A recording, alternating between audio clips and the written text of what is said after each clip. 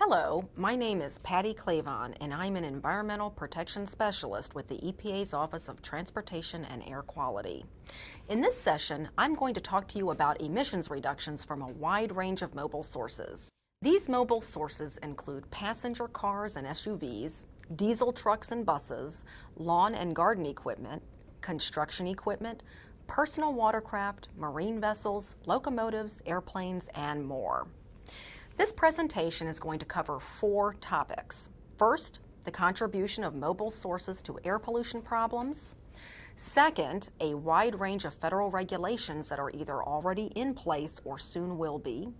Then we're going to discuss several programs that can be implemented by state and local agencies.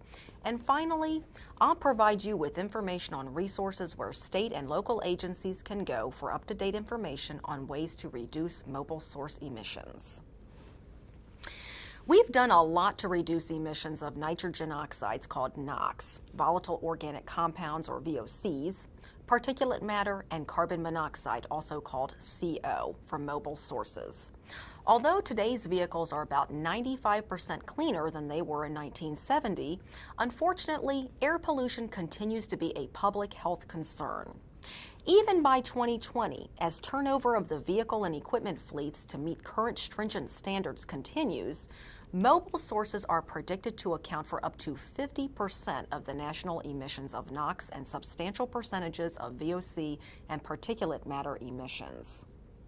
EPA is continuing to investigate the potential for additional controls on vehicles and fuels that could help states attain new national ambient air quality standards in the future. As you can see in this graph, in 2020, mobile sources will continue to be significant sources of nitrogen oxides, volatile organic compounds, and PM, even after the implementation of a wide range of controls that I'll describe later in this presentation. Mobile sources will still be responsible for 30 to 50% of the NOx emissions, 20 to 40% of the VOCs, and about 5 to 15% of the particulate matter emissions in major cities around the country. This graph shows emissions trends from 2005 through 2030 for various categories of mobile sources. As you can see, there are dramatic reductions in mobile source emissions throughout the period.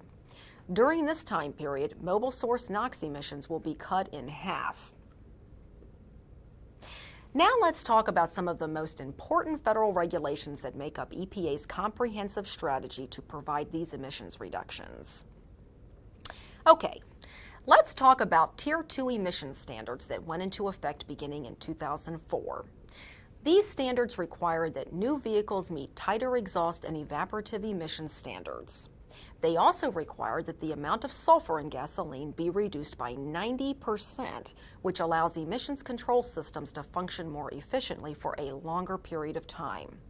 The emissions reductions from Tier 2 continue to grow as these new cars and trucks enter the vehicle fleet. We estimate that in 2030, these standards will result in national emissions reductions of 3 million tons per year of NOx and 800,000 tons per year of VOCs, which is fantastic news.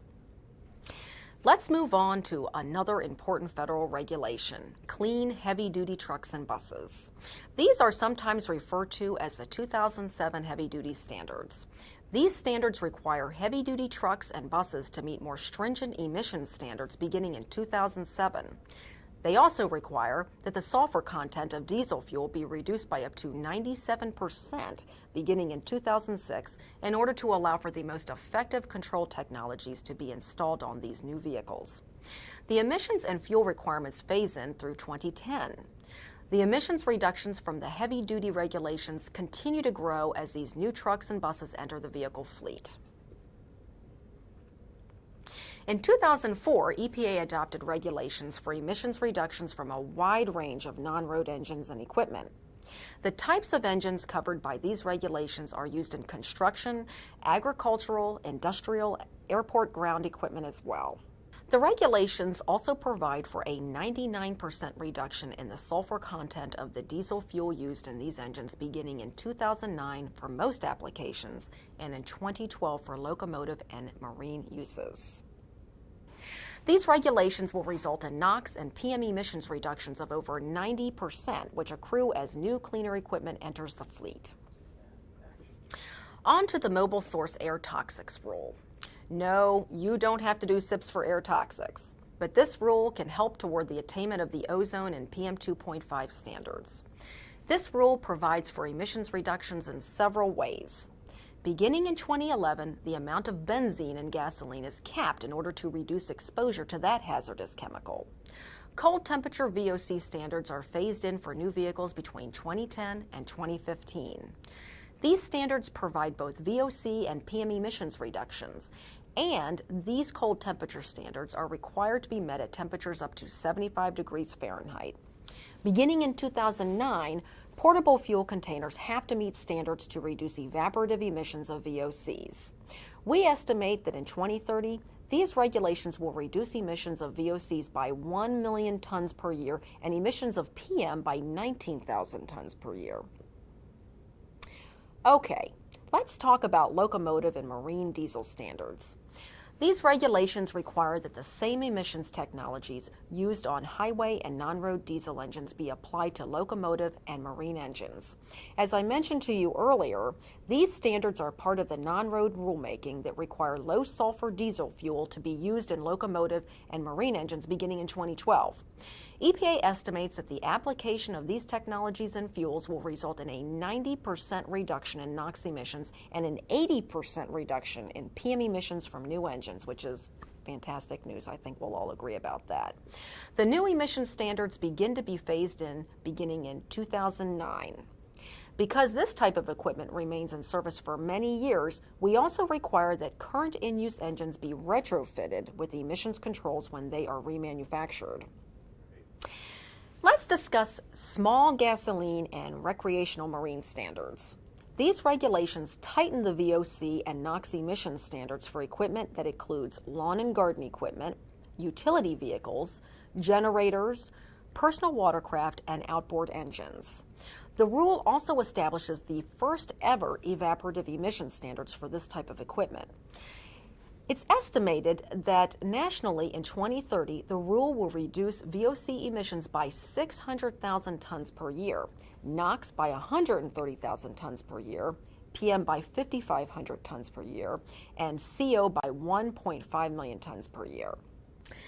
EPA is in the process of working with the International Maritime Organization, also called the IMO, to reduce emissions from large ocean-going vessels.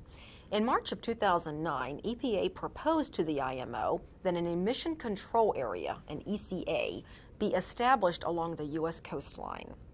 In July 2009, the IMO took the first step toward approving our request. Final action is expected in early 2010.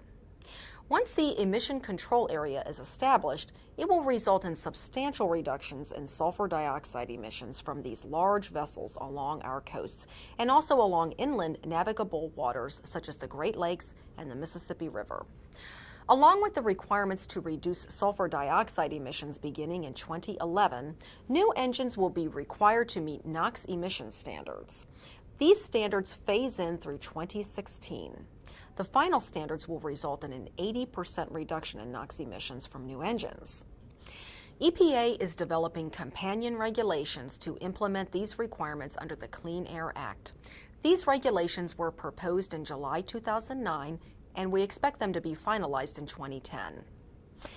Now let's talk about several types of programs that state and local agencies can implement and take credit for in their SIPs. The 1990 Clean Air Act established requirements for basic and enhanced inspection and maintenance programs called I&M programs. Basic I&M programs are required in moderate ozone and carbon monoxide non-attainment areas. Enhanced I&M programs are required in serious and above ozone and carbon monoxide areas. These enhanced I&M programs are also required in cities in the ozone transport region, regardless of the city's classification or non-attainment status. Enhanced I&M programs must provide greater emissions reductions than basic I&M programs. Initially, I&M programs tested vehicle emissions while the vehicle idled. In the 1990s, loaded dynamometer testing began being used so that the test was more like actual driving conditions. Now, most testing on 1996 and newer vehicles is done using the vehicle's onboard diagnostic system, called the OBD system. The turnover of the fleet to vehicle equipped with OBD systems has eliminated most of the differences between basic and enhanced I&M programs. All that remains are a few requirements, such as stricter requirements for a vehicle to receive a waiver in enhanced programs and performing on-road testing in enhanced I&M programs. Right now, in 2009, there are I&M programs in 32 states and the District of Columbia. Additional programs may be required as EPA revises the National Ambient Air Quality Standards. Let's talk about federal fuel programs that are tied to attainment status. Federal reformulated gasoline, called RFG, is required to be sold in areas that initially classified as severe non-attainment for ozone or are bumped up to severe. RFG must be sold in those areas within 1 year after the area is classified as severe. Additionally, any other classified ozone non-attainment area may opt into the program. EPA has established a federal low-read vapor pressure, or RVP, program that applies in many parts of the country. The regulations require that gasoline sold in those areas produce fewer evaporative emissions of volatile organic compounds. Areas classified as moderate or serious non-attainment for carbon monoxide are required to sell oxygenated fuel during the period of the year when the area is prone to high concentrations of carbon monoxide. That's typically during the winter months, such as November through February. Oxygenated fuel must contain 2.7% oxygen by weight. Currently, there are few, if any, areas still required to sell oxygenated fuel because the majority of carbon monoxide areas have been redesignated to maintenance, which is great news. On to state fuel programs. These types of programs are sometimes referred to as boutique fuels programs. Generally, the Clean Air Act prevents states from adopting their own fuels programs. For example, a state cannot on its own adopt a low RVP program or clean burning gasoline program that would be similar to reformulated gasoline. Of course, classified ozone non-attainment areas may opt into the federal RFG program. However, the Clean Air Act allows EPA to approve state fuel programs provided that certain requirements are met. The primary Clean Air Act requirement is that the state demonstrate that the fuels program is necessary to attain the NAAQS. Necessary means that no other measure exists to bring about timely attainment, or that other measures are technically possible but are unreasonable or impracticable. There are some additional requirements that a state must satisfy in order to put a state fuel program in place. These requirements were established in the 2005 Energy Policy Act. EPA can no longer approve state fuel programs if the new program would increase the total number of fuels approved into SIPs as of September 1st of 2004.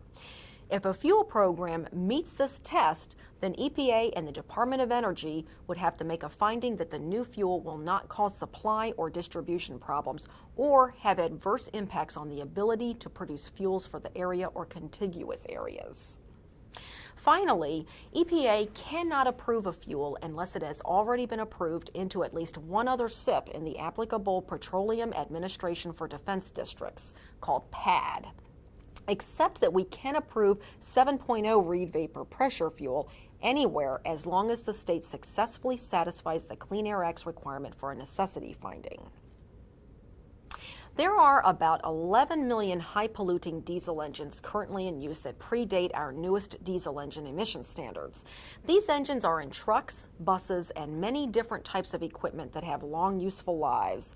Therefore, these high-polluting engines may be in use for many years. In order to reduce emissions from this legacy fleet, EPA created the National Clean Diesel Campaign.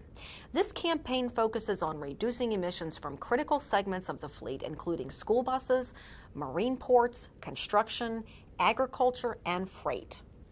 The National Clean Diesel Campaign promotes retrofitting vehicles and equipment with devices that reduce particulate matter and/or NOx emissions, the early replacement of older high-polluting engines with newer, cleaner engines, and reduction in long-duration idling of vehicles and engines. In fiscal year 2008, federal grants funded 14,000 retrofits, which reduced NOx emissions by 46,000 tons and PM emissions by 2,200 tons. The National Clean Diesel Campaign verifies control technologies, provides technical and policy analysis, works with various coalitions, conducts outreach efforts, and provides innovative funding for projects.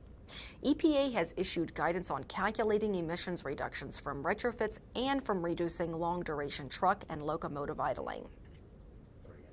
SmartWay works with the freight industry to adopt sustainable practices that save fuel and reduce emissions.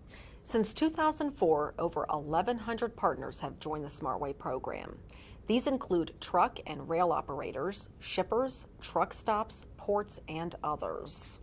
One of the goals of the program is to provide annual reductions of 6 million tons of carbon dioxide equivalents by 2011 and to reduce fuel usage by 600 million gallons per year. The program also promotes strategies to reduce idling and the use of enhanced aerodynamic devices to reduce fuel use and emissions. Reducing long-duration idling reduces emissions of particulate matter and NOx, and use of the aerodynamic devices can reduce emissions of NOx. The program promotes research and development on new technologies, innovative financing, and models and tools that allow partners to estimate their emissions of CO2 and other pollutants. EPA has issued guidance on quantifying the NOx emissions reductions attributable to the use of a suite of aerodynamic devices on trucks. And as I mentioned earlier, EPA has issued guidance on calculating the emissions reductions from reducing long-duration truck and locomotive idling. Finally, let's talk about a one-stop resource where you can find links to a wide variety of information on ways to reduce emissions from mobile sources. Several years ago, EPA created a website to provide information to state and local agencies on a wide variety of mobile source topics. The address for the website is shown on the screen. EPA's goal in developing this website was to assemble links to this information on one page to make it easier for state and local agencies to find the information that they're looking for. The website has links to guidance documents, models, and calculators for quantifying the emissions reductions attributable to a wide range of mobile source control measures, detailed information on the regulations that apply to motor vehicles and non-road engines, the National Clean Diesel Campaign's state and local toolkit, information on various funding sources, and much more. Thanks for viewing this presentation. I hope you found the information useful. If you have additional questions, you can contact the EPA Regional Office for your state, and they'll be more than happy to assist you.